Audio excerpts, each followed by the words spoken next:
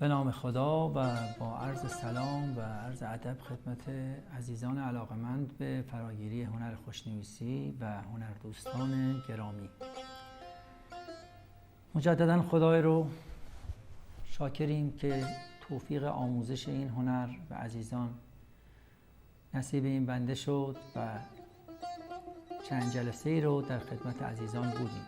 در جلسه گذشته 5 حرف را، دال، ها، واو و حرف فا رو مفصل توضیح دادیم و با اندازه‌های مختلف با قلم‌های مختلف نوشتیم که عزیزان موقع تمرین به نکات دقیق و ظریف نوشتن این حروف آشنا بشن. امیدواریم که این دروس مفید بوده و عزیزان به اندازه کافی تمرین کرده باشند، چون در سایه تمرین و ممارست موفق به نوشتن صحیح و زیبا خواهند شد. در این جلسه ادامه حروف رو خدمت عزیزان عرض می‌کنیم و با توضیحات مفصل نگارش این حروف رو انجام میدیم.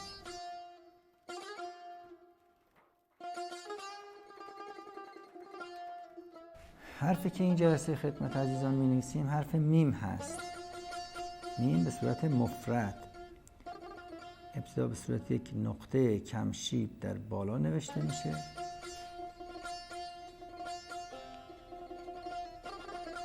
و بعد این نقطه از قسمت وسط به صورت هلالی به سمت چپ حرکت میکنه و بعد دوم میم رو به سمت پایین به این صورت مینویسیم. این حروف رو مجددا یک باره می نویسم. دقت بفرمایید. قسمت اول اگر به این صورت باشه، قسمت دوم به این شکل. یک تقریبا مثلث کامل در بالا سالم میمونه و مثلث زیرین رو قلم از روش عبور میکنه. توجه کنید این نقطه‌ای که در بالا میذاریم خیلی کمشیب‌تر از نقطه‌های معموله و در قسمت جلو همون زاویه رو داره که زاویه 30 درجه از بالا و 60 از پایین هست. این چرخشی که به سمت پایین و هلال مانند انجام میشه تا خط زمینه و تا جایی که به نازکترین قسمت در اینجا برسه 1 نقطه فاصله داره و از قسمت پشت 1.5 نقطه ما فاصله میگیریم. 1 در 1.5. از اینجا قلم تو همین زاویه قرار میگیره و دو میم سمت پایین به این صورت نوشته میشه. باز لازمه که توجه کنیم در این قسمت ضخیم‌ترین و در این قسمت شروع و انتها نازکترین عرض قلم رو مشاهده میکنیم. دوم میم به صورت تقریبی چیزی شبیه 5 نقطه قلمی که با اون می نویسیم خواهد بود.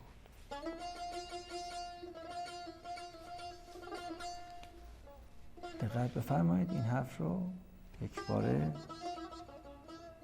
تحریر میکنم. عزیزان دقت بفرمایید حرکات قلم به چه صورت و با چه جهاتی انجام خواهد شد. یک بار دیگه ملاحظه بفرمایید.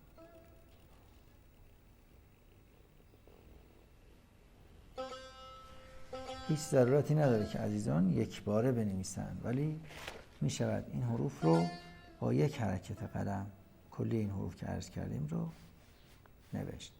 قسمت داخل این سر میم شبیه 1/4 یک بیضی هست.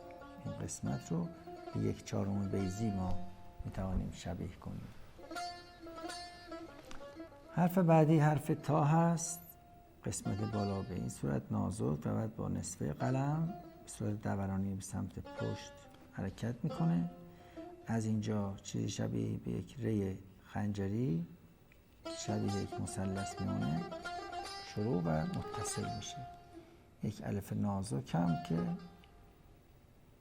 در انتها با قسمت شروع این مماس خواهد شد. 1 نقطه در این طرف و 1 نقطه هم در این طرف فضای مساوی رو به ما میدن. این قسمت تقریبا 1/2 ضخامت قلم داره. ارتفاع این حرف هم چیزی نزدیک به 2 نقطه خواهد بود. یک بار دیگه این رو به صورت کامل اجرا میکنم، عزیزان ملاحظه کنم. به این صورت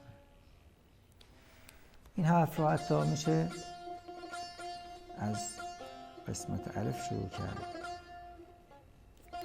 ابتدا اینو نوشت و بعد این قسمت رو و بعد هم این قسمت رو اضافه کرد. دقت بفرمایید قسمت انتهایی جلوتر میاد و در اینجا حرکت دوم شروع میشه که با نازکی قلم همراهه. تای مؤلف یا تای دسته‌دار و زا به این شکل.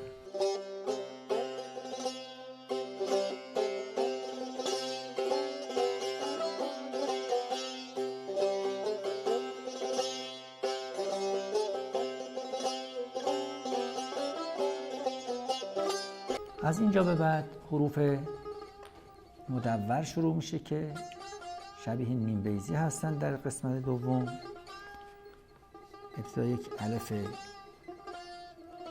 دو نقطه‌ای در بالای خط می‌نویسیم برای نوشتن حرف نون. از این الف به طول دو نقطه استفاده میشه و بعد در قسمت زیر حرکت دورانی نیم بیضی رو ملاحظه خواهید کرد.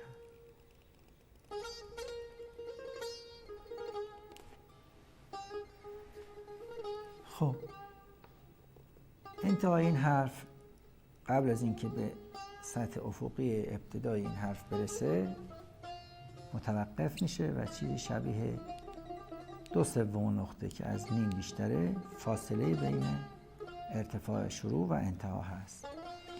نقطه حرف نون رو دقیقاً با همین زاویه‌ای که قلم تمام شده در وسط این حرف قرار میدیم، جوری که از اطراف به قدر یک نقطه تقریبی فضا برای ما بمونه. مجموع فضای داخل حرف نون چیزی حدود 5 نقطه میشه. در قسمت زیرم 1.5 الی 2 نقطه حرف ما به زیر خط میاد و ادامه پیدا میکنه. این حرف تقریبا شبیه یک نیم بیضیه که من الان با گوشه قلم این بیضی رو کامل میکنم و عزیزان میبینن قسمت زیر یک نیم بیضی که 30 درجه به سمت راست چرخیده. اینجا انتهاش چیزی شبیه نیم نقطه، چیزی تقریبا نیم نقطه به داخل میره. محل برخورد قسمت پایین با خط افق که اگر رسم کنیم در 1/3 فاصله این خط خواهد شد. مثل هم حرف ب که گفتیم در این قسمت که 1/3 فاصله هست پایین ترین قسمتش خواهد بود. در شکل‌های مدور بیضی شکل هم به همین صورت. اگه ما نون رو تمرین کنیم و از عهده‌اش بر بیایم، حرف لام رو هم میتوانیم با اندک تفاوتی در قسمت بالا که یک الف به طول 4 تا 5 نقطه نوشته میشه بنویسیم. قسمت زیر همان شبیه حرف نون تقریبا خواهد بود.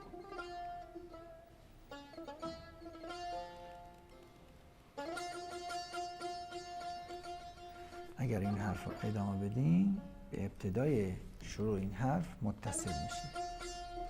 پس حرف لام تقریبا در قسمت پایین شبیه حرف نون هست، اما در قسمت بالا ارتفاع بیشتری داره.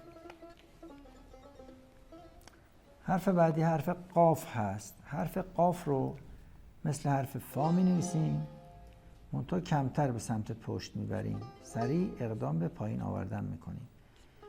گردن حرف قاف رو ما میبینیم ولی کوتاه‌تر از حرف فا هست. از اینجا هم مثل قسمت دوم حرف نون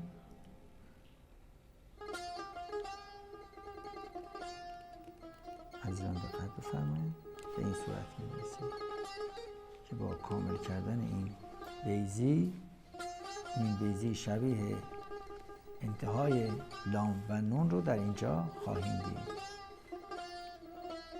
حرف قاف همه مواردش چیز شبیه حرف نون خواهد بود.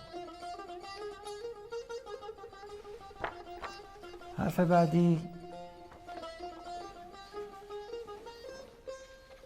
حرف صاد هست.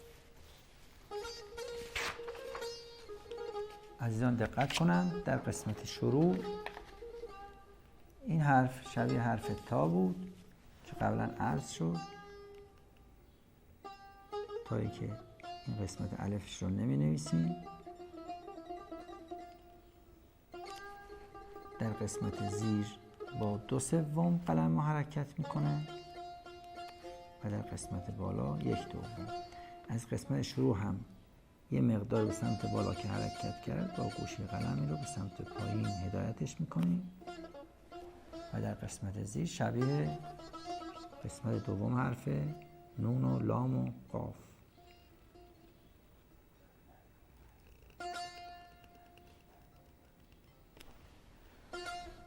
عزیزان دقت کنن حرف صاد در زیر با 2/3 قلمه و در بالا 1/2.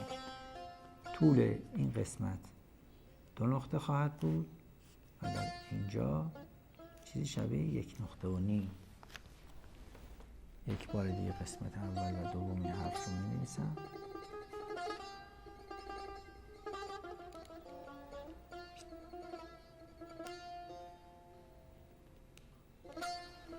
دقت بفرمایید.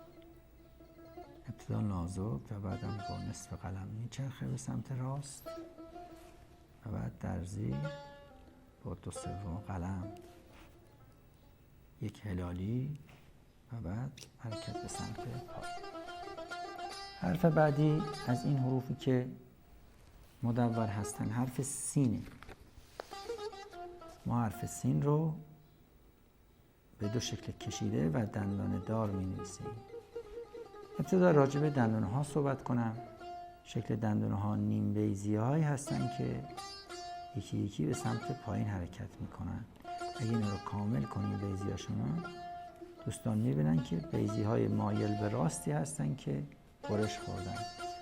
ما به این شکل بیضی ها رو برش زدیم. قسمت زیرینش دندان ها خواهند بود.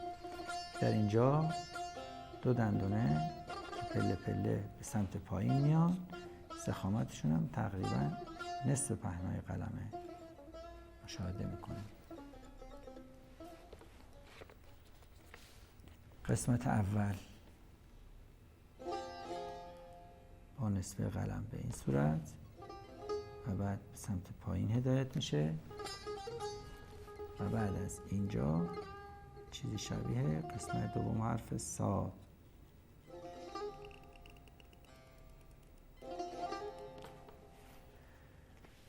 همین حرف سین رو اگه کشیده انجام بدیم شکل کشیدهش به این صورت خواهد بود.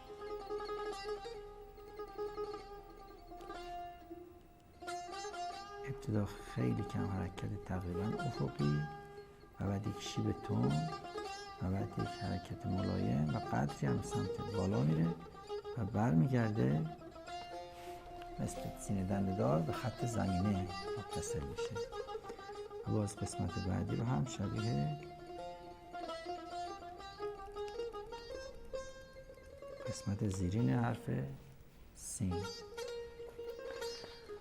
طول این کشیده 6 تا 8 نقطه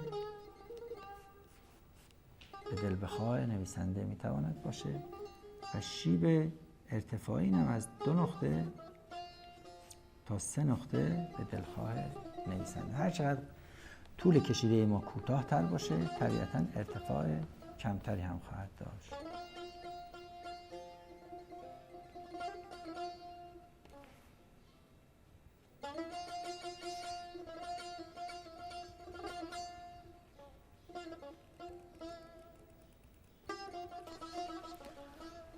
از آن دقت کنند چه دندون دار نوشته بشه و چه به صورت کشیده در قسمت زیرین انتهای سین یک مدل خواهد شد. خب عزیزان ملاحظه کنند این چند حرف رو با قلم درشتر می نویسم تا با ظرافت کار بیشتر آشنا بشن. گفتیم ابتدا یک الف 2 نقطه در بالای سطر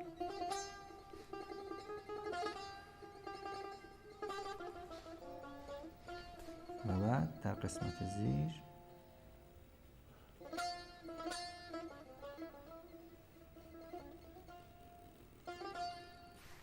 به این صورت شکل نیم بیضی، نقطه کاملا در وسط. و اگر همین رو ما الف بلند کنیم حرف لام تشکیل میشه. حرف قاف هم به همین صورت بود، فقط قدری سمت پشت می اومد سر قاف و بعد در ادامه باز چیزی شبیه حرف نون و حرف لام به این صورت. حرف صاد هم در قسمت بالا ابتدا با نصفه قلم و بعد در زیر با 2/3 قلم به این شکل طراحی هم می شود کرد. و بعد نازک سمت خط زمینه و بعد حرکتی شبیه نون و قاف.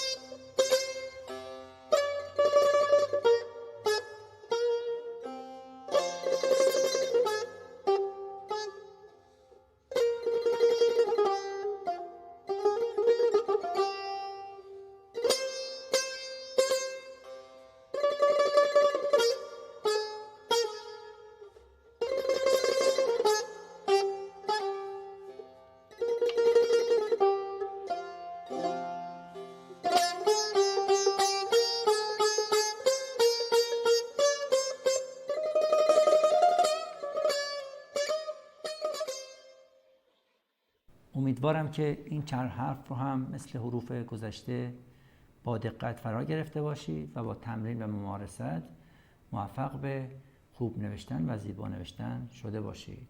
تا جلسه آینده و درسی جدید شما رو به خدا می سپارم. خدا نگهدار.